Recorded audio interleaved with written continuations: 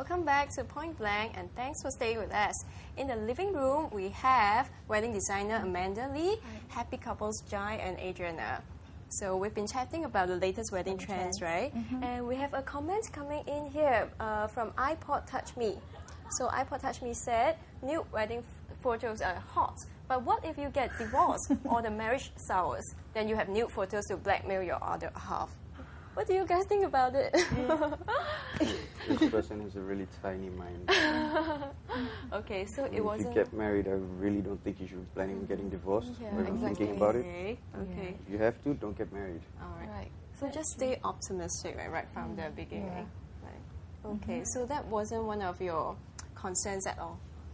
About what people When think? you took these photos? What, getting divorced? Are you crazy? Like getting divorced after taking this photo and after It's that? not buying a car. You're not going to sell it after 10 years. Okay. It's What's a that lifetime to thing. blackmail in the first place? Yeah, It's a legitimate couple marriage shop, together. If it ever comes about, I guess we'll probably cut a photo in half and take each other. That's about it. Yeah, but what about these photos falling into the wrong hands for whatever reason or through any means, you know? I guess they'll be the lucky people to have our photos. Oh, that's cool. Yeah. That's the attitude that we should have, right? Yeah, that's true.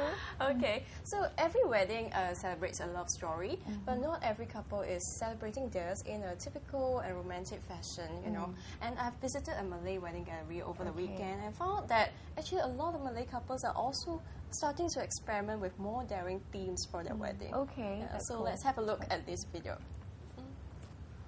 Would you like to put on these colors of mourning for your big day? And how about getting a gothic and morbid look for your bridal shoot? Guess what? More Malay couples are saying yes to these daring ways of celebrating their love stories. Hi, we are very glad to have Miss Fatima Mohsin here with us. She's the owner of this wedding gallery here at Jalan Kledek.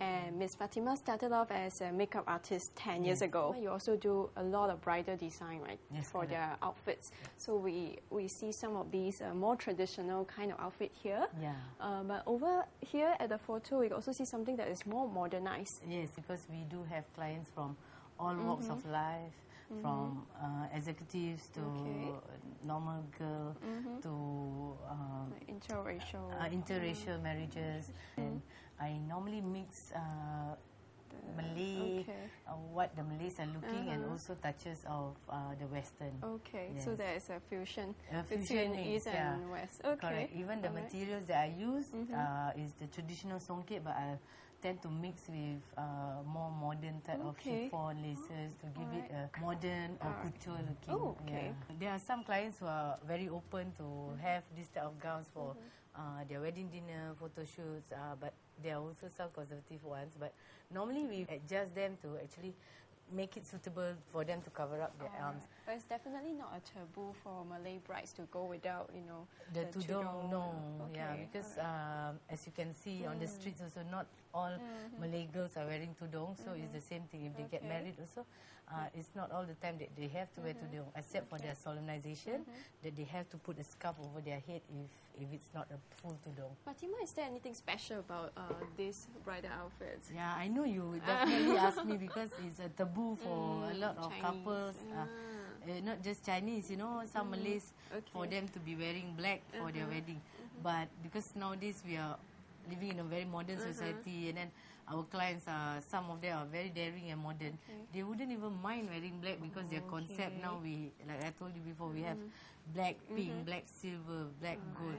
And black is like a main color to them now. So would the parents of these clients object to like using the color black? They wouldn't say anything if it's outstanding and wow. People look at it and wow. Because even it's black, but we make it very bling bling and very dramatic, you see, and very interesting. So they'll appreciate it. Previously, you see a lot of weddings, Japanese, Chinese, Indian costume. Although they don't have anything of that race, but they still want to have that. But now no more. It's more on what is latest and very up to date. Yeah. No. They just go for the latest fashion Yes, and what correct. makes them look good. Yes. This is a celebrity. Yeah, she is Nurul Nurul Aini. Aini. She acts in Channel 5 program in the Surya channel. We do have other celebrities also. We have Dalina Jappa. Yeah, and this is pretty special. Something different because she, as a person, she's into very gothic and she's more daring. So her wedding, her wedding is also all about being daring, and the makeup that we did for her, she wants something dramatic, something very daring. Not a lot of people can carry that type of look, but she could. And apparently her husband is also quite cooperative. Yes, cooperative, and then they want to look like interview with vampire kind of look for him. And then even the background, the photos, we do a digital imaging about in forests and stuff like that. She get inspired by the photos that we did in Bandung, in the forest, early morning with all the dews and fog. All that. So you do a lot of outdoor shoots for Malay couples. Yes, we do in Bali, we do in Desaru, Bandung, Jakarta. Yeah. So which means these couples are actually quite willing to fork out. Yes, they a big fork sum out of money. a big sum of money for weddings. Now I've had customers who does photo shoot even in Mauritius, Maldives. We do have another celebrity that get married this year is Novasari and Bahaki. So that was something fun and memorable because by national footballer, and they wanted to have the shot done in the stadium. This is the last year for the stadium, so before just in time, before something happened. So in terms of catering, food catering, are there any new requests made by couples? When they don't do it in a hotel, but they do it in a CC or a proper location, they would request for food that is hotel-like, a setup that is hotel-like. So Hami Yusof, the Malay celebrity, he actually came out with a program to advocate like Lose weight, healthier menu. Kilo 1, 2, 3, maybe we can get rid of some of the like nasi minyak. We tried for him during that time. We tried to do a menu that is actually less oil, less fats. But a wedding is still a wedding. Parents will not allow. They say a wedding, they must have the nasi minyak, they must have the nasi biryani. It's a must. Whatever people want to say, they want to eat, they don't want to eat, but we have to provide them with this. So the parents of Malay couples are also very much involved in the entire planning. They do have a say, but not as much like before, whereby parents do the planning for them. Nowadays, younger couples are more affluent, or a lot of them are having good jobs.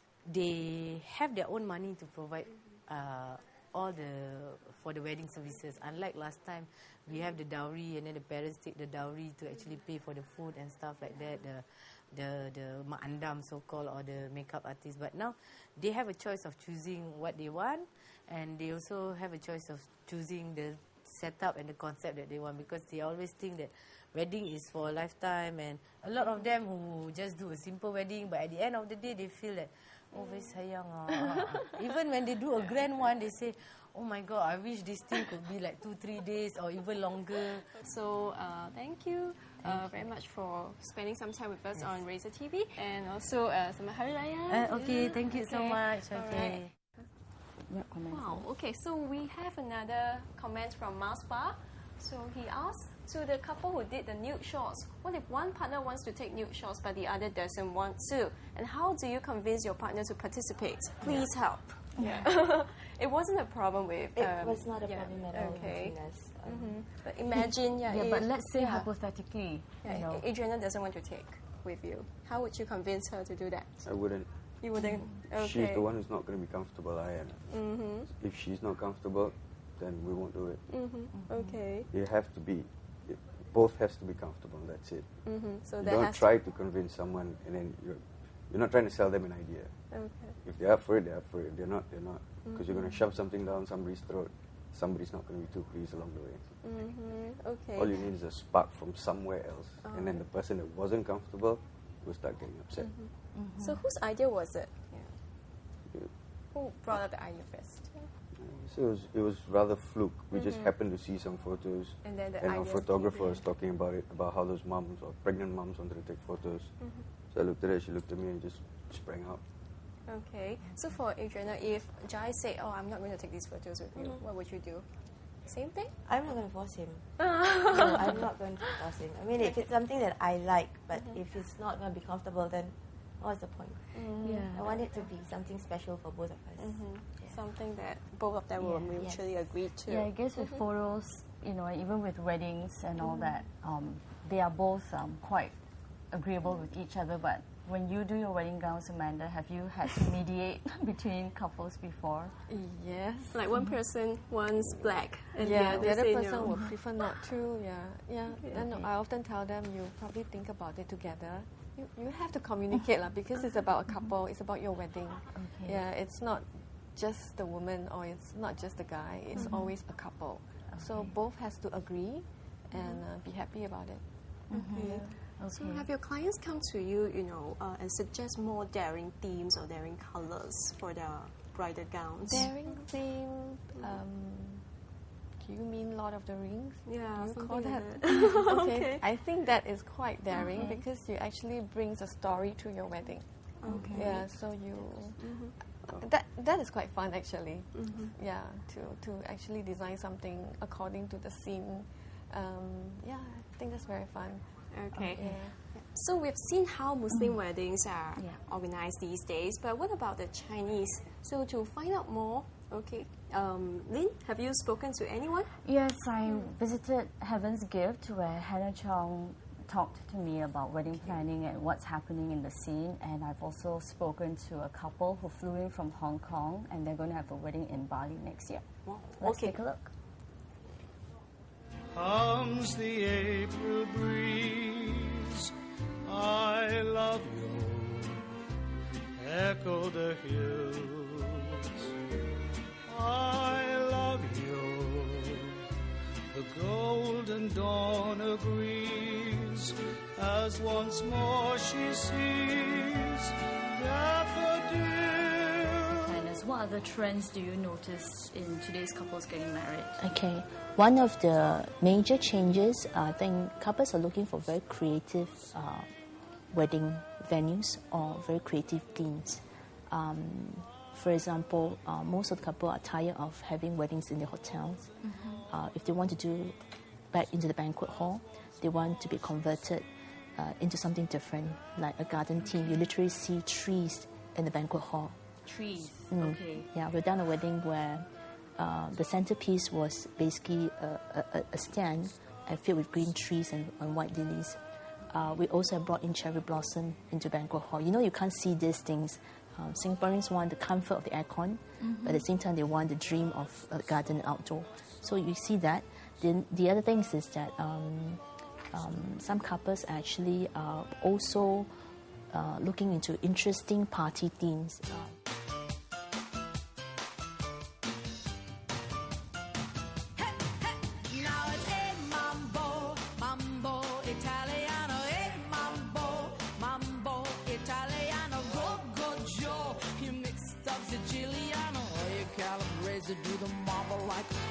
Couple that has a cabaret theme.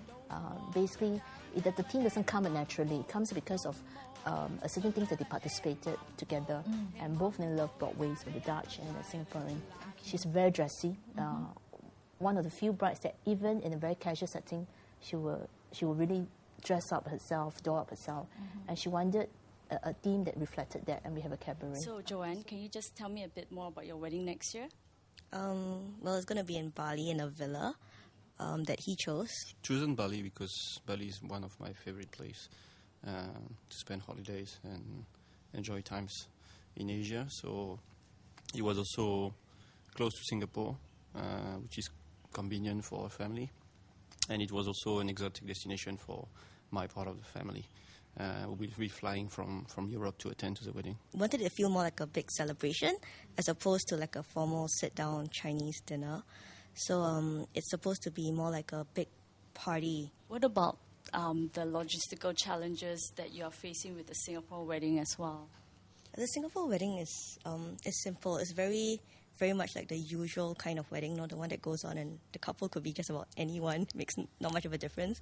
So it's just dinner, which is why I decided to do it myself. And we wanted the atmosphere at the different weddings to be also different, something more formal in Singapore. Is cost an issue at all? I think we both agreed that we wanted our wedding to be fun. I mean, we wanted our friends and close relatives and all that to enjoy the occasion, as opposed to just sit there, eat, and then leave. But we couldn't find a good destination in Singapore. I was just talking to some of your clients, Joanne Lowe and David Fregoso. Why do they want to spend so much on a wedding that is out of Singapore, that's logistically challenging, and that costs so much? I think it boils down to your priority and your dream and your expectations. The wedding that was done last 8th of August, one of the hoteler, not to mention him, hoteler's daughter, they spent, I was told, about $1 million US. When we do budgeting for a couple, we remember the food and the beverages, right? So that's when it comes to ampao money, you always think that, I'll cover that. But they forgot the fixed cost. So what is the fixed cost like? Your gowns, your groom suit, your flowers. People begin to splurge on flowers instead of getting from hotels. Your wedding cakes, if you want a real wedding cakes. If you have a dream wedding, which most of the brides will have, they always wanted a fantasy, a magical wedding. And if they can afford, that would be one priority. So, for example, if your priority is I wanted lots of flowers, as what you see in the magazine and Hollywood movies, then you want your weddings to be that large. Then obviously the other reason also because these days, most of couples are quite well-to-do, and they come from well-to-do family. And families' involvement becomes also affecting their budget. If they're business people or some ministers, they have to invite certain protocol and all that, and that's when budget is also being affected. Yeah, weddings are getting really expensive these days, Okay. Pokwan. So are you going to get married soon? No, I haven't found a partner. I guess that would be I a don't bit have of a the budget problem. yet too. Okay. Yeah, so it's time for a break now, but when we come back, we'll have more on the latest wedding trends. Stay with us on Point Blank.